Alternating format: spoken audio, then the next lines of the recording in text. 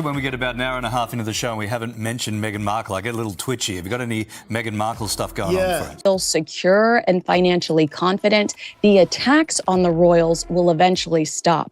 But launching an alcohol product on Princess Diana's birthday, it's not tone deaf. It's not tone deaf. It's incredibly insensitive. They both stepped away from the Hollywood spotlight, but only one came back holding something people actually want to pour in a glass. Meghan Markle rolled out a rosé promising luxury, elegance, and that glossy Montecito glow. It looked polished, dreamy, almost untouchable. But here's the catch. Nobody seems to know what's really inside the bottle. No grape details, no vineyard name, no clear winemaker story, just soft branding and big vibes.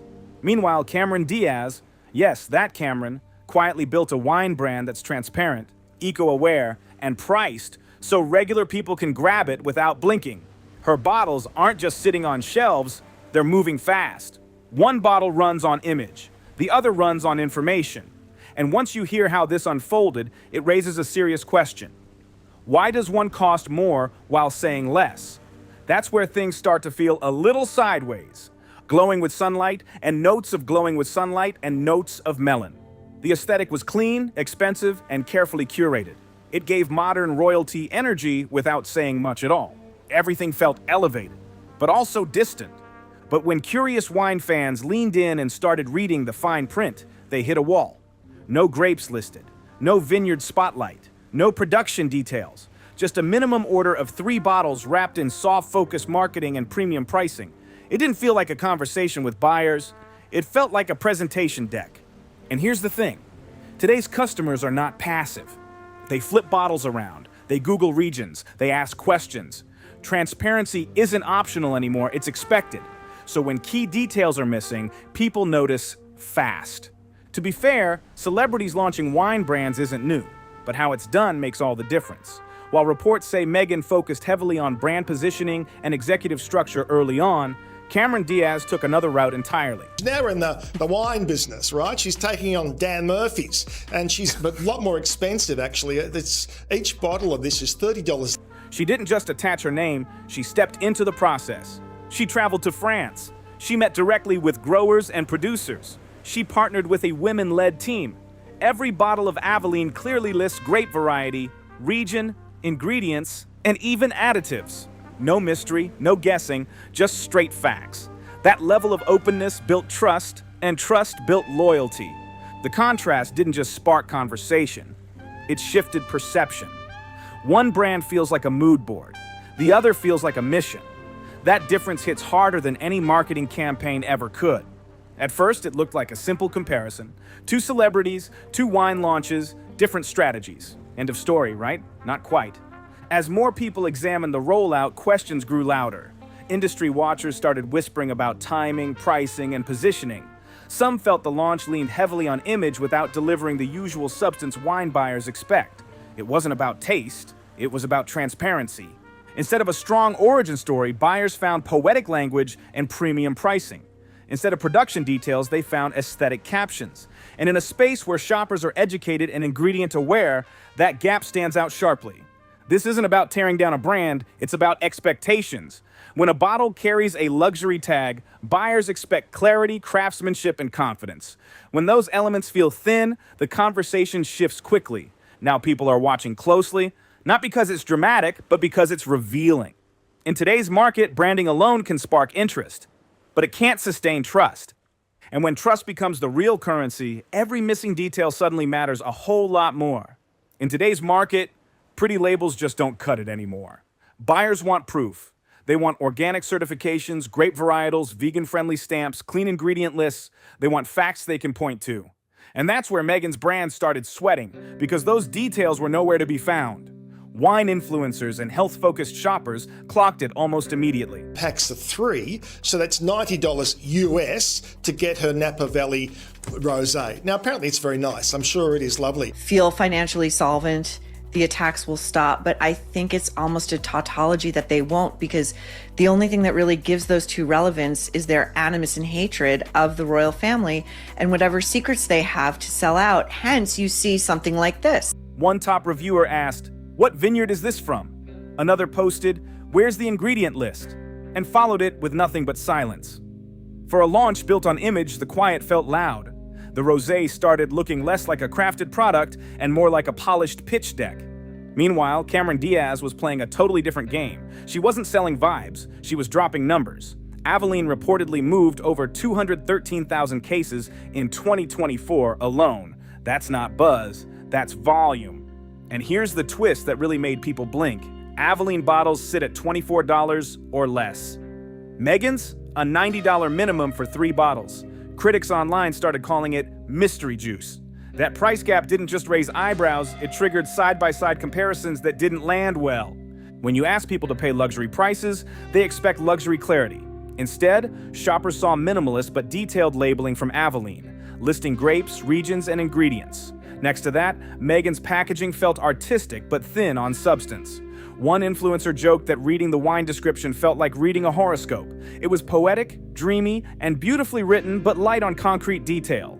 Then things took another turn. As online chatter heated up, industry insiders started asking a bigger question. Where exactly is this wine from? In the wine world, that's not a small detail. Even budget brands disclose grape types and regions. Wine is geography in liquid form. A rosé from Provence carries a different story than one from Paso Robles. The region shapes the flavor, the credibility, the entire narrative. But Meghan's label stayed completely quiet. That silence didn't just feel accidental, it felt intentional to some observers. Was it a private label product? Was it bulk wine rebranded with premium polish? No one had clear answers, and speculation spread fast across forums and social media threads. When followers asked directly under Instagram posts, some claimed their comments disappeared. Instead of clarification, there was moderation. Instead of details, there was distance. And in an era where transparency builds brands overnight, that move raised more suspicion than protection. Now, here's where the contrast gets sharp. While Meghan's team stayed guarded, Cameron Diaz leaned all the way in. She posted vineyard visits. She shared barrel tastings. She filmed conversations with women winemakers. The content felt grounded, hands-on, personal. It didn't scream luxury fantasy. It felt like someone learning and building in real time. That fact alone should have disqualified anyone, any alcohol-related product from launching on her birthday. I get frustrated when I even think about it because I think to somebody like you or I, that's common sense. And Meghan Markle has spent years aligning herself with Diana's legacy. Diaz didn't just attach her name to a label, she attached her credibility to the process. Industry publications even highlighted Aveline's clear labeling and modern approach. Meanwhile, Meghan's rosé wasn't gaining much traction with expert reviewers. Without clear sourcing or ingredient transparency, many professionals simply didn't have enough information to evaluate it properly. That gap spoke volumes. The growing narrative wasn't about taste, it was about trust. Some critics began framing the launch as heavy on branding, light on disclosure, and once that storyline gains momentum online, it's hard to reverse. Then, just as the conversation hit peak volume, a source from a West Coast distribution circle reportedly started sharing insights behind closed doors. Nothing explosive, but enough to keep people watching closely. Because when a premium product launches with more mystery than material, the questions don't fade away. They multiply. And this time, people weren't just sipping, they were investigating. According to one distributor source, the wine reportedly didn't come from Montecito, Napa, or anywhere people picture when they think luxury vineyard. The claim was that it may have been sourced from a large bulk supplier, the kind of facility that produces high volumes for hotels and private labels. If that's accurate, then that $30 a bottle luxury elixir starts sounding a lot less exclusive. Now, to be clear, bulk sourcing isn't illegal or rare in the wine industry. Plenty of brands do it. But here's the issue. Most of them say so, or at least disclose the region and grape details. When that information is missing, people fill in the blanks themselves. And online, those blanks get filled fast. Some critics began suggesting that without vineyard transparency, the bottle felt less vineyard to table and more spreadsheet to shelf. One viral TikTok compared it to early 2000 celebrity perfumes, glossy, heavily marketed, but light on depth. That comparison spread quickly, and the tone wasn't flattering. Then there was the business structure chatter. Reports had mentioned that Meghan was searching for a CEO early in the process. Again, not unusual for a growing brand, but skeptics framed it differently. They argued that most founders first build the product story, nail down sourcing, and shape the identity before delegating leadership roles. In this case, Some observers felt the structure came before the substance. That perception sparked a tougher narrative, that the launch leaned more on brand recognition than craftsmanship. Industry watchers started whispering that the wine itself didn't seem to be the main character. The branding was, and here's where it gets tricky. The wine world is detail-driven. Sommeliers, reviewers, and informed buyers look for specifics. Region, grape blend, farming methods, certifications. You can't glide through on aesthetics alone. If a label can't stand up to close inspection, critics will point it out quickly. She's obsessed with the detail. This kind of move doesn't read as accidental. It reads as careless at best and cruel at worst. Of information, regarding Catherine, Princess of Wales, and how she's doing.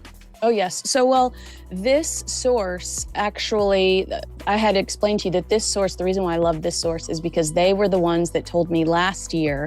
As backlash grew, a side-by-side comparison graphic started circulating online. On one side, Avalon, listing ingredients, sourcing, and production notes clearly. On the other, abstract tasting language and lifestyle-forward copy.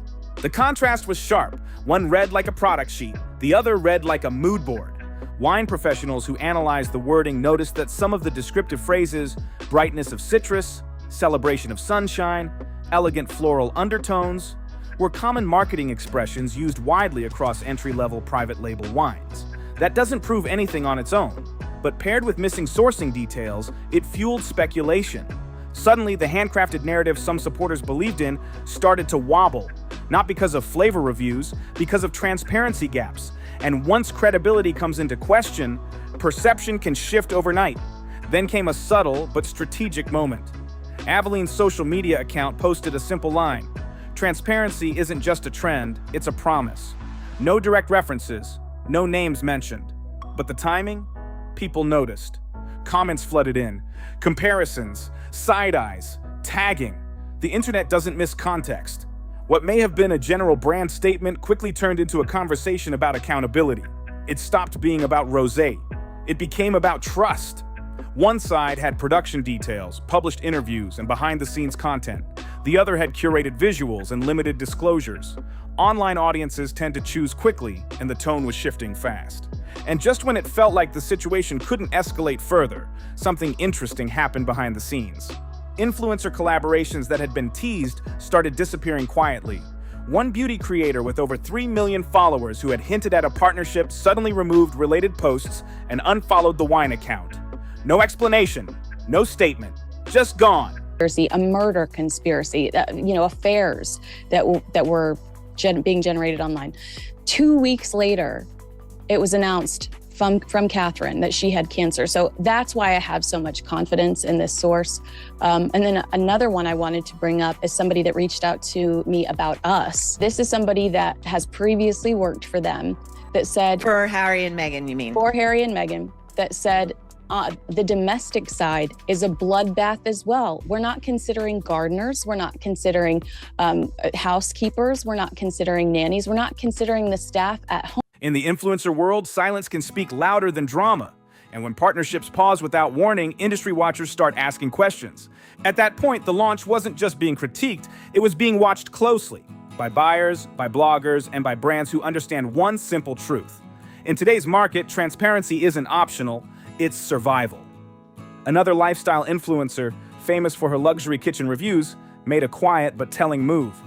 Just days after softly introducing Meghan's As Ever Rosé, she reposted praise for Avalon instead. No dramatic announcement, no explanation, just a clean pivot. In the influencer world, that kind of shift speaks loud. Then insiders started reaching out privately, trying to understand what changed. One reported response came back blunt. "We were told not to answer any questions about the wine, not the flavor, not the source, nothing."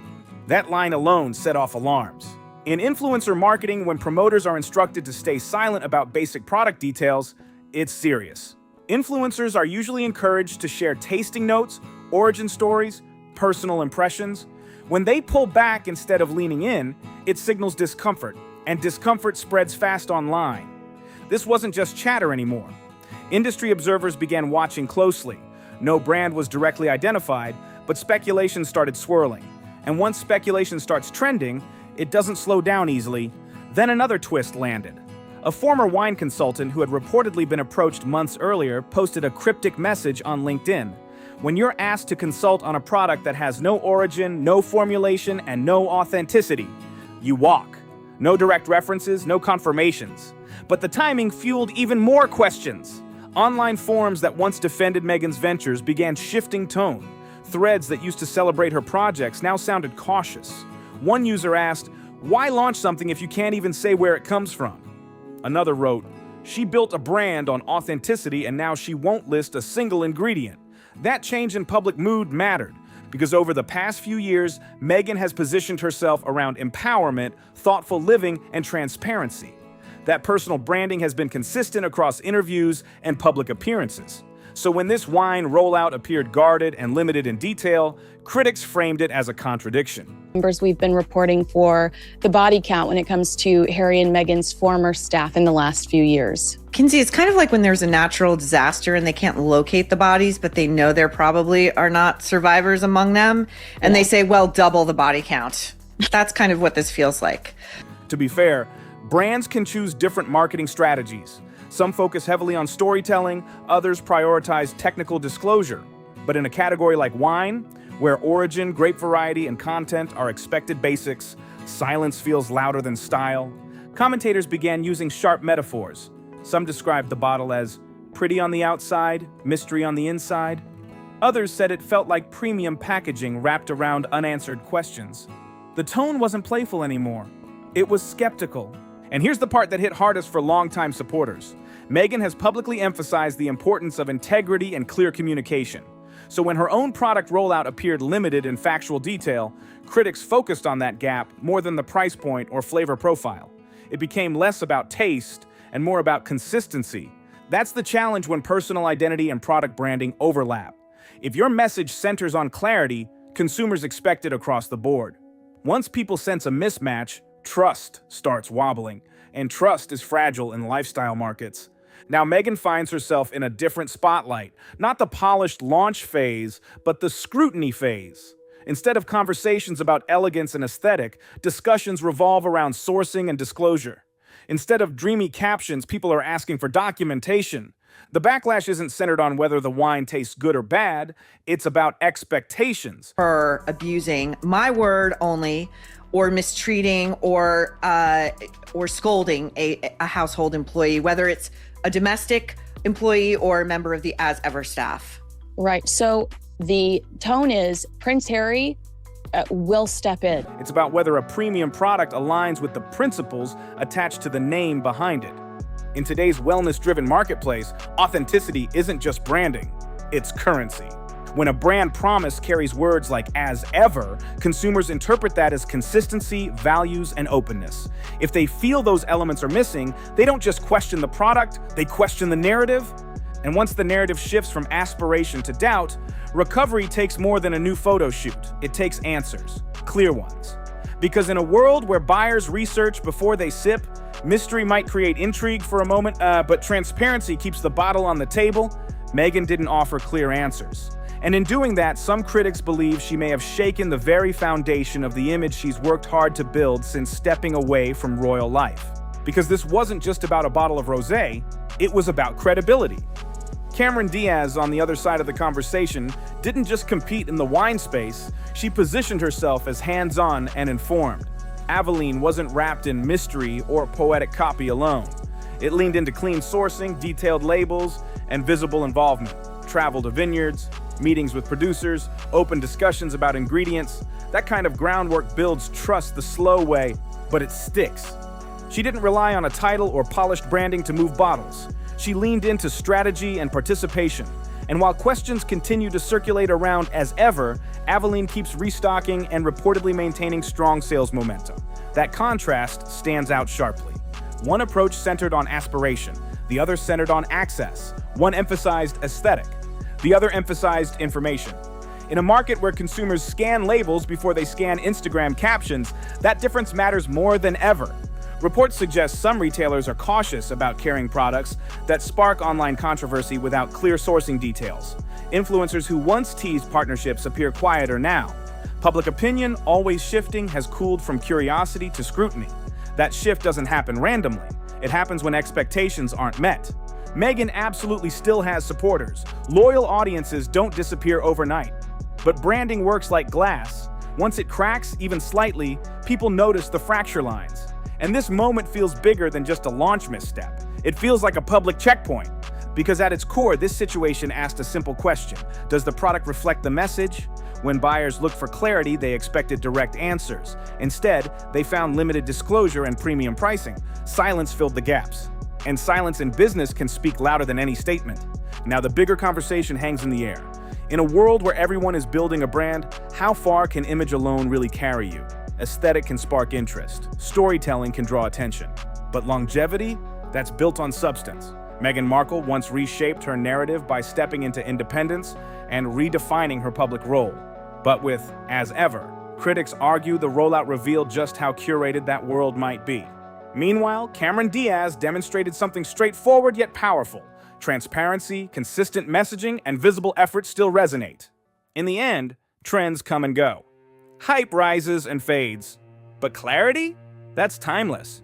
And in the wine business, just like in branding, what's inside the bottle eventually matters more than the shine on the glass. If you watch this and have thoughts, drop them in the comments below. If this breakdown made you see things differently, hit subscribe and stay locked in for more deep dives like this. Don't forget to like the video and share it with someone who needs to see it.